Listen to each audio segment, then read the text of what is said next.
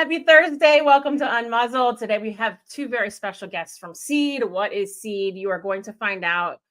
Honestly, the last time I did this podcast, it changed my life, the one that I did with Cailen, and I talked to her about my struggles with not eating meat, not drinking milk, not eating cheese. Some of those I still do, but maybe, Cailen, I see you back there. You're going to be proud of me after today. Maybe we can change the cheese thing. That's the only thing, that my wine, I need the cheese. Anyway, here come our presenting sponsors, who I'm so thankful for. Thank you so much to our presenting sponsors. Canine Cruise is the place to take your pet. They offer dog and cat boarding, dog daycare, pet retail, and mindful day school. With over 12,000 square feet of indoor space and a spacious yard, they're the one-stop shop for professional pet care in Chicago. Bark Pouch makes game-changing lickable treats for easy breezy time with your dog or dogs. Their grab-and-go pouch makes treating mess-free, and with 5 irresistible, all-human-grade recipes in 2 sizes, even picky pups find a favorite. One gentle squeeze and a quick lick of Bark Pouch dog treats, and you'll enjoy amazing attention, even around squirrels. Kiki's Corner Natural Pet Foods in downtown Winfield, just a block south of the CDH Hospital and the railroad tracks. Kiki's has all your food and health aid needs for dogs and cats. Kiki's Corner for a healthy, happy pet. Thank you, sponsors. I really appreciate you. So before I bring in Cailen and Pete, I just wanted to read this from their website. And this is like really like kind of what hits home for me. And for those of you that have listened to this podcast or watched these videos for a while, you know that I came from the middle of farmland America in Pennsylvania, Lancaster. Amish puppy mills are very frequent there, and just really bad farming practices in general. But Seed advocates for a shift away from these modern legal frameworks and towards a recognition that nature and animals have an inherent right to exist and flourish for their own sake. I love that so much. Cailen and Pete, here they are from Seed. Hi, guys. So I'm going to start with Cailen, but I just want to mention that Pete is an investigator. So he is under disguise right now. They are working on a ton of projects. You'll never be able to figure out who he is. He's very secretive. He's done incredible work. I will link to the old podcast as well. But Pete, I don't know if you want to mention anything about that right off the bat.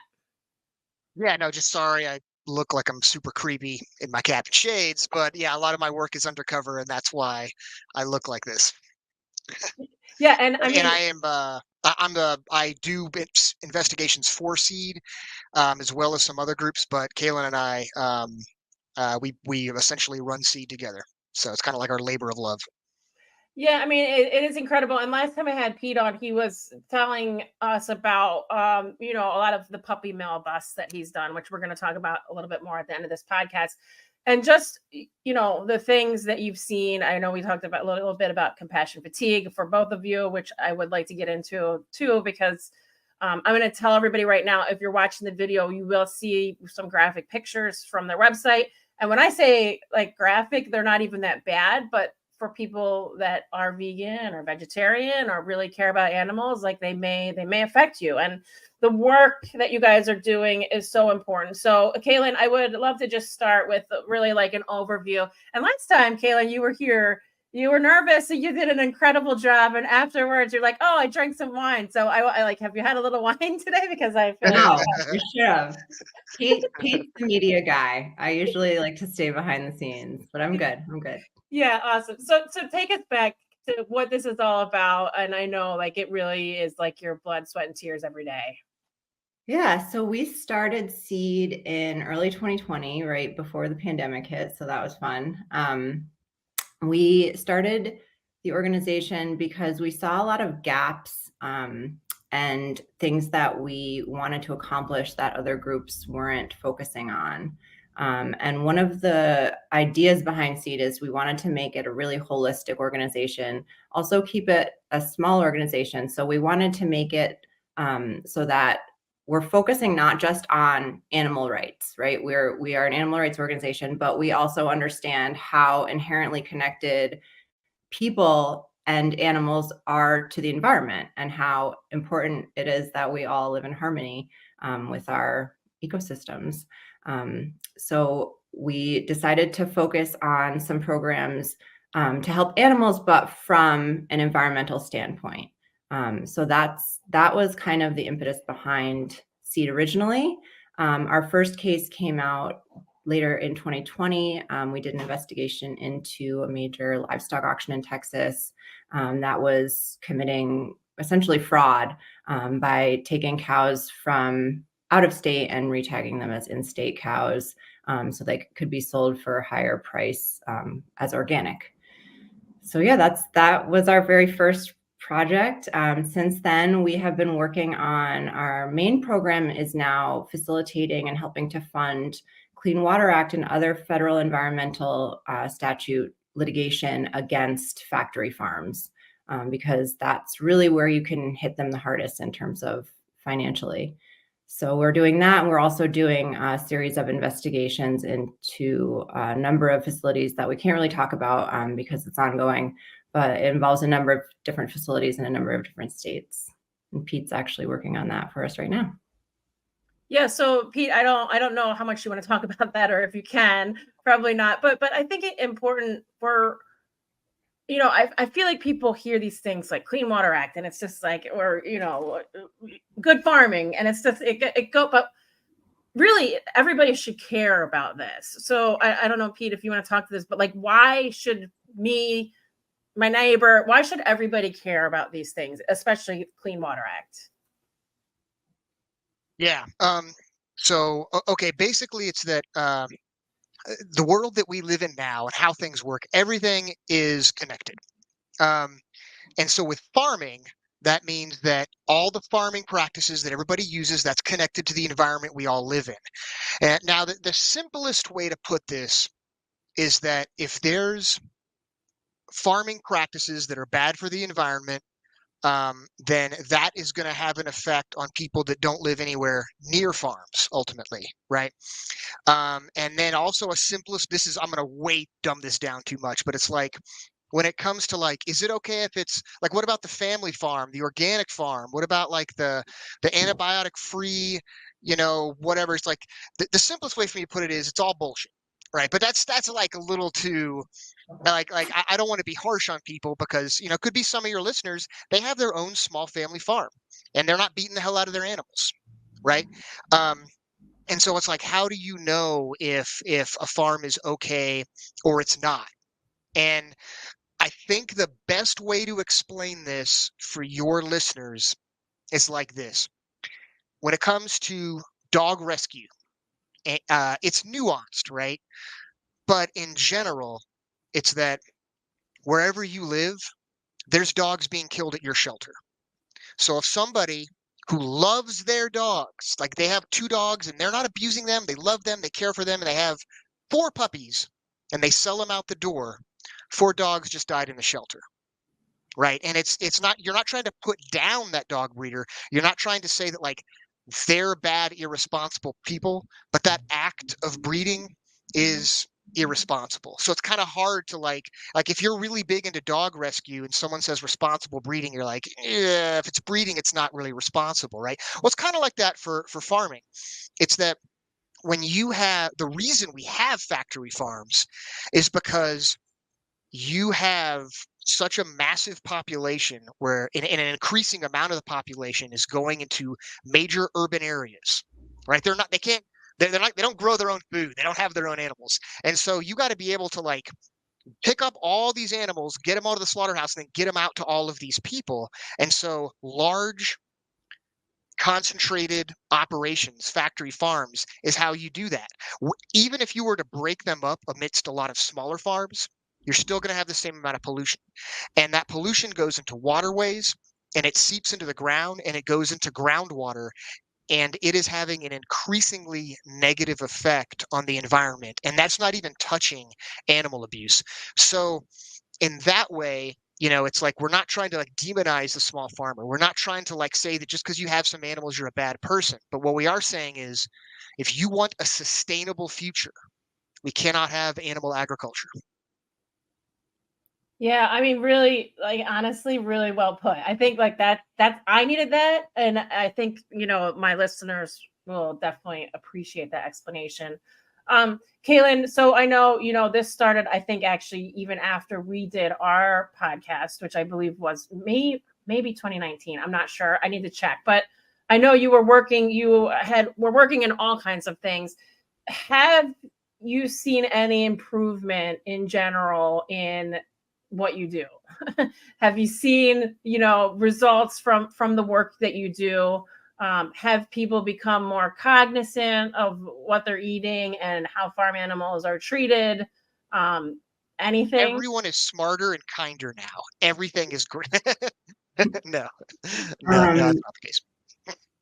I would say it's hard to say. We don't do a whole lot of public education advocacy. We operate more behind the scenes, so it's hard to say whether, from a personal perspective, folks are more open or more willing to take in this information and change their behaviors. I do want to jump back to the environmental stuff just for a second, because I really want to emphasize how much of a problem this is for communities. This is actually ruining people's lives and ruining ecosystems and ruining communities. For example, we have one case that we're working with. The main lawyer that we work with, his name is Charlie Tebbett. He's awesome. I want to give him a plug because he's really just taught us so much and really like brought us into his world in a lot of ways. And that's allowed us to do a lot of this work. And he fights for people. He fights for communities. We're working on a case with him in upstate New York. There's a dairy farm, only about 1,000 head, so about 2,000, I'm sorry, cows at the facility at any given time. That's the equivalent of the untreated wastewater of a city of 200,000 people being dumped into the local waterways and seeping into the groundwater. I don't think people comprehend just how much excrement and manure livestock animals produce, and the fact that we have absolutely no system in this country to deal with it. And it is affecting our freshwater systems to a very significant degree. It can cause major health issues in people. It can cause blue baby syndrome, which is essentially when too much nitrate builds up in a child's blood. It can essentially suffocate them. So it causes, there's also bacterial issues there. It causes a lot of issues within communities. And so we're trying to use this type of tool so we don't do a lot of public education, but we're trying to use it to demonstrate to the legal system and to the public that the way that we're growing food is so inefficient. We're growing crops that we then feed to animals that digest and then create manure that is essentially flooding a lot of our rural communities with these really bad nutrients and substances. And so I'd say I do see an improvement in just the general knowledge of people. More people do seem to really understand how bad factory farms are for the environment.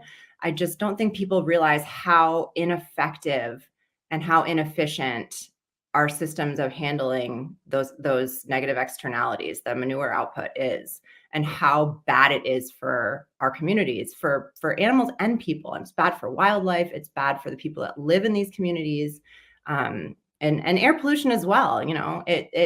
You live next to a factory farm, your quality of life is going to be very, very low because of the things that you're breathing in and potentially, consuming in your drinking water. And the industry tries to greenwash it, right? So like that's one thing is like they're trying to, okay, like if you go on the USDA site, you start looking at the subsidies that they give places, you'll see that like even small farms, like they'll get a certain subsidy for things, and then you'll notice that like that anyone who raises cattle, like beef cattle, they're part of like a carbon reduction program, like it's a green program, like their fencing for their facility is part of a fucking green program. Like what the hell is that, right? And it makes no sense, but it's that the idea is that if in any way you're trying to reduce carbon or you believe you can, well, that's part of like a new green initiative, right? And then regenerative ag is the big thing now. Like, oh, like, yeah, if you The way to have the land be healthy is put a lot of cattle on it. That's the thing to do, and it's been scientifically debunked. But it's like it's kind of like, there's like a few scientists that claim climate change is not real, right? There's a few scientists like, oh, regenerative ag is fine, it's real. And so you have to actually dig through and see, oh, a lot of this is misinformation. But it turns out, in fact, that clearing the land and having an enormous amount of cattle eat it and shit all over it is not actually good for our environment. Yeah, I mean, Cailen, just that point about, we're growing crops for the animals that are get it when you think about it, it's insane. It's It's insane. so inefficient. I wanna hear And something we're at a like time in like the history of the universe where this planet is really starting to struggle, and we are yes, continuing down this really bad path. And we need to figure out a new way of doing things because it's just not working. I It's was so working inefficient. a And then while we're ago at a shipping, meat and dairy products all over the world. It's a global market. So, we're raising animals in one place, shipping them across the country, shipping them globally, shipping the products at least globally. So it's such a tax on our climate. And it's really pushing us even more towards that brink. there was a while ago, I was working at a calf ranch in the panhandle of Texas, right? And so the panhandle of Texas out there, it is fucking flat. There's nothing out there. Everything has been cleared off for beef and dairy cattle, right? And some cotton, right? It's just like leveled out. And they're raising these calves for dairies. And because people want to drink cow milk, right? And so one of the jobs I had was I had to feed the newborn calves. And so I got to see how that milk was made for the newborn calves. It's fucking soy milk. It's soy powder that we feed the calves so that then we can drink cow milk. So soy farms out in the Midwest are growing that shit to then turn it into a powder so that in the desolate panhandle of Texas, we can feed soy milk to calves to raise them for dairies. I mean, it's nonsense. And talk about Absolute like the nonsense. morality of that, like stealing Yeah. a mother's milk from the baby so you can appropriate it for your, like, it's disgusting. It really Yeah. is. And if anybody's like kind of thinking, that sounds messed up, but come on. I mean, I don't have to go into too much detail, but I can just say that, like, I watched calves killed with hammers at that facility. And at dairies, I have seen cows, beaten and literally tased when they're too weak to stand, and dragged with chains around their necks. Like it's bad abuse, but the environmental concern is this whole other element to it. And the thing I would urge listeners to kind of pay attention to is like, first of all, don't listen to any pushy vegan that's going to be like vegan or nothing. Like you're all in or you're all out. Like no. Like take your time, do your research. If you're going to do things in steps and you're like, you know what, I'm going to try a meatless Monday. Do that. Like that's like don't feel like you have to conform to any one specific way to do this. But what I would say is pay attention to your cognitive dissonance, right? Like if you say to yourself, well, I heard that,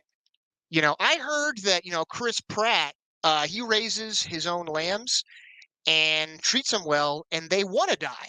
So I'm going to go to McDonald's and get a burger. Like pay attention to that, right? It's like, you gotta, don't try to like, do research, look into what's out there. The cruelty research is easy to find. The environmental stuff is a little more difficult because you have to get into the science. So, but for the cruelty, the videos are out there and you look at it and you're like, yeah, I know it when I see it. That's bad. When it comes to the science, it's that the industry is constantly trying to put out misinformation to combat real science. That's where it gets more complicated. Yeah, and I guess too, Cailen, probably a question for you. Do you feel like sometimes you guys are on an island? I mean, I assume that there are some city, state, local officials that give a shit this is happening, but I assume there's also bigger and more pressing things they worry about, even though this should be at the top of the list. I don't feel like we're on an island because we work with some really incredible people like Charlie. Um, as far as regulators, I do feel like there's a lot of work that needs to be done. Quite often, these are executive agencies at the direction of either the, federal executive, which would be the president, or the governor of the state. In big ag states, the governor is often in bed, for lack of a better term, with the industry.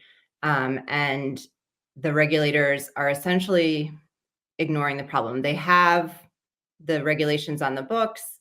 They have, the mandate that they're supposed to enforce Clean Water Act regulations, RECRA regulations, but essentially they're going unenforced en masse all over the country because there's an incentive to kind of turn a blind eye because you have people that are working in these regulatory agencies that either have worked with the industry in the past or plan to work for them in the future, or they just read the room and the room is big ag red. So unfortunately, as far as there are some people I don't want to, paint everyone with the same broad brush, but in our experience, these state and federal agencies are not doing their jobs at all in terms of regulating CAFO waste. They're just not, and it's becoming a major problem. Yeah, I feel at times like we're on an island, but there's rescue boats constantly going by, and we're like, "Fuck! Like, stop!" Right? And it's that, and I guess what I want to say about that is that it's very similar to dog rescue, in that you see these wars going on, and that's super important. And you see these like terrible things going on in the government. The government's about to shut down, right? The House has no speaker, and you're like, what's going on, right? And you can do nothing about it. But when it comes to helping your local shelter or, making a change in your diet to help fight pollution, all of us can do something about that. Like that is, we are not on an island. There is always a solution for us every day right there. And back to the vegan thing, I think it's important to note that, like, I hate when people feel like they have to be purist about it. Every little bit does help. If you stop eating meat for one meal a day, that's 365 times a year that you're not eating meat. So it does add up. Every little bit adds up. And I fear that we're getting into this kind of nihilist like part of history where everything just feels so awful and you feel helpless, right? Everyone feels very helpless about what to do about climate, pollution, human rights. I mean, we have multiple genocides going on right now. It's feels like a very hopeless time in history. And we've got so much political polarization. It just feels like there's not a lot to do, but every little bit does help. And we do need justice at the end of the world too. We need to keep living our values even when they're just small actions. They do add up and make a difference. That's so important. I mean, that's such an important point that, you guys are not, the only people that can do it. And, it really, that was a magical thing you just said there. Awesome. So how can people help? I mean, you just gave some ways that people can help, in their daily lives, but obviously you guys take donations. I assume you've got monthly donors, that kind of thing, but what is like the best way that people can help you? Money. I feel like we're always on the verge of becoming insolvent. We're such a small organization. It is just Pete and myself for the most part. And yeah, we have a couple of funders that have kind of helped us continue limping along, but we always are in the red. So yeah, we're like, we can't disclose everything that we're doing. 'Cause like a big problem is that, and I work for several groups. I love a lot of groups, but to be real, Sarah, okay, I'm going to be real about this. Is it like the way it normally works in the animal rights movement is that you got major donors and they give money to groups, and those groups are like, we're going to show you what we're doing with your money. Mm-hmm. We're doing this. And then they come out with this big public campaign. They're like, look, like, fuck this place, we're going after them. And then they say to people like me, all right, investigators, that whole industry that we just said we're going after them, yeah, go get them. Right. And so by making that public campaign, you get more money. But with Seed, we're not doing that. It's like nobody knows what we're doing until it's done. But it's way more effective on the investigations end, way more difficult to get donations like that.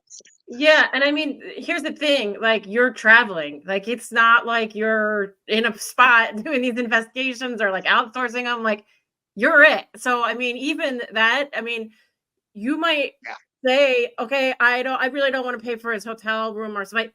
That's what's making the difference. Like, he's there doing it, like he's seeing it firsthand. So that stuff is so important. And I know running an organization, a foundation, I know that because we bleed money too, but we don't have this like ongoing, like, adoption fees, or we don't have ongoing sources. And unfortunately, we're not eligible for a lot of the grants because we fall into this animal welfare category that the rescues take a lot of that money. So if you can, please go to their website, click donate, become a monthly donor. Obviously, this work is so important. It opens my eyes to so much.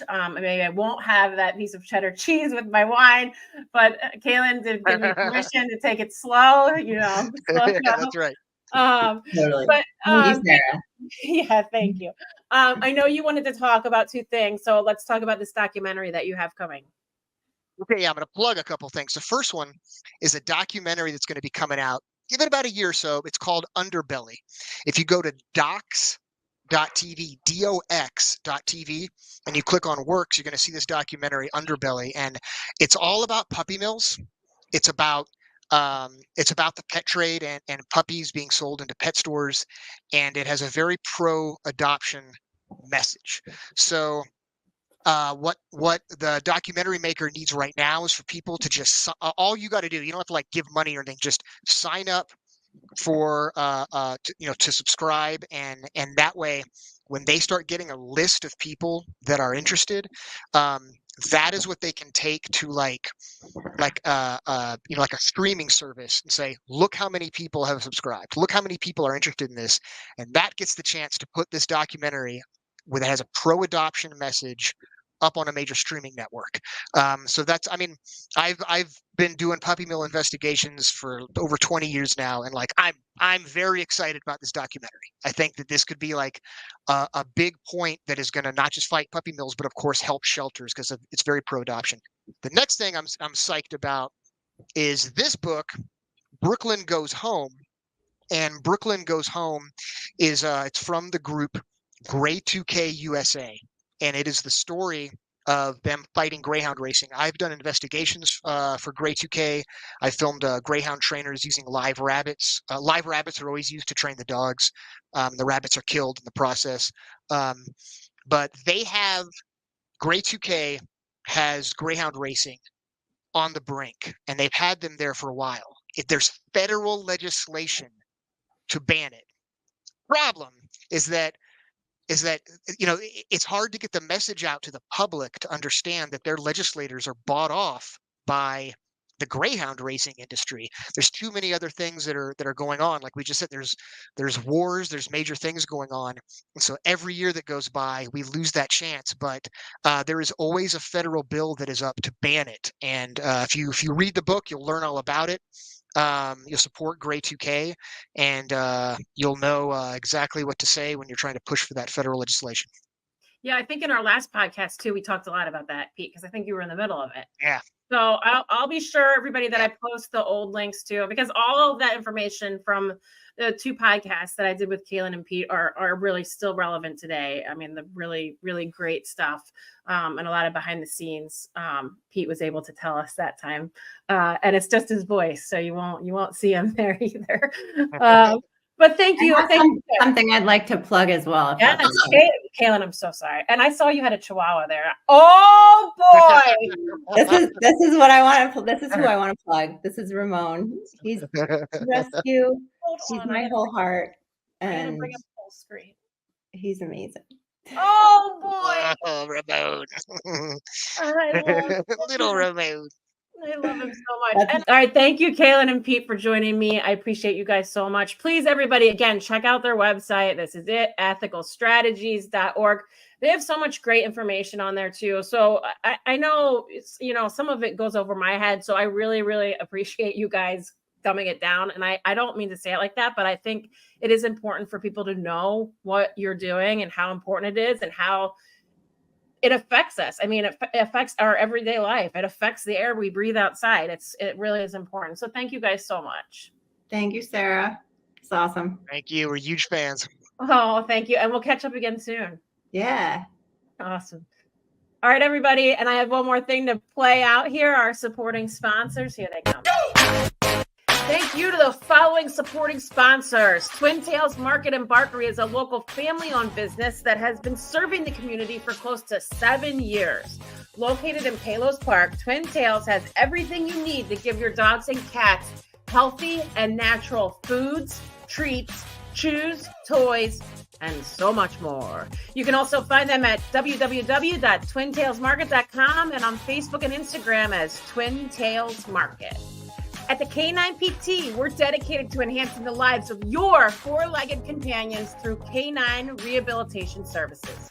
Throughout October, we're showing our appreciation for word-of-mouth referrals by giving away a play session at Bodley's Backyard to our top referrer.